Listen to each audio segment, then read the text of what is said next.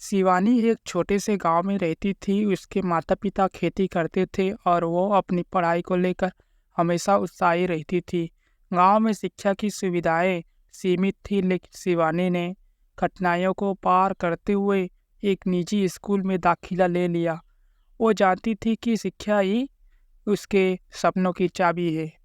एक दिन उसके स्कूल में एक महत्वपूर्ण परीक्षा थी। शिवानी ने बहुत मेहनत की थी, लेकिन परीक्षा के दिन उसे बुखार हो गया। वो चिंतित थी, लेकिन उसने सोचा कि उसकी मेहनत बेकार नहीं जाएगी। उसने परीक्षा में बैठने का निर्णय लिया। कुछ हफ्तों बाद परीक्षा के परिणाम आए। शिवानी ने शानदार अंक प्राप्त किए थे। उसकी खुशी का ठिकाना नहीं था। उसकी मेहनत और संघर्ष रंग लाए थे। गांव के लोग उसकी सफलता से बहुत प्रभावित हुए और उसकी कहानी सुनकर प्रेरित हुए।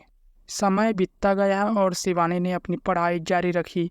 अपने आगे की पढ़ाई के लिए एक बड़ी शहर में कॉलेज में दाखिला लिया। वहाँ भी उसने अपनी मेहनत और लगन से अच्छे अंक प्राप्त किए और अपनी पढ़ाई पूरी की।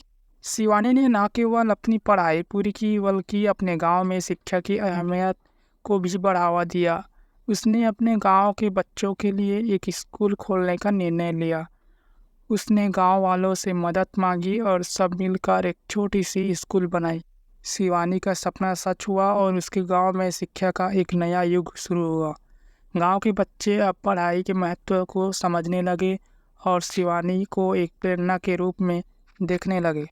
वो जानती थी कि उसकी यात्रा केवल अपनी खुद की सफलता तक सीमित नहीं थी, बल्कि ये उसके गांव के बच्चों के भविष्य को उज्जवल बनाने की दिशा में एक कदम था। उसकी कठिनाइयाँ और संघर्ष ने उसे सिर्फ एक अच्छा छात्र ही नहीं, बल्कि एक प्रेरणादायक शिक्षक भी बना दिया।